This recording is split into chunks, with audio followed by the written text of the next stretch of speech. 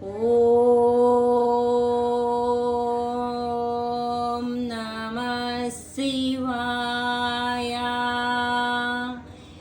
శ్రీ శివదేవుని కథ. ఓ భక్తులారా, తెలుగుదేశమున ఒకానొక గ్రామములో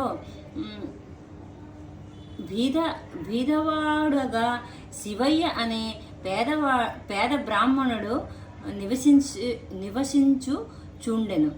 రాజేశ్వరి అనెడు వధువు పెండ్లాడి కాపురము చేయుచుండెను. కొంతకాలమునకు ఆ దంపతులకు ఒక కుమారుడు ఒక కుమార్తె కలిగరు. పుత్రిని పేరు సదాశివుడు, పుత్రిక పేరు దాక్షాయణి.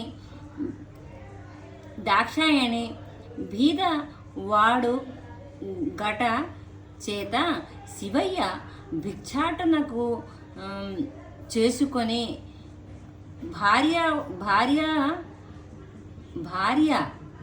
పుత్రులను పోషించుకొంచుండెను.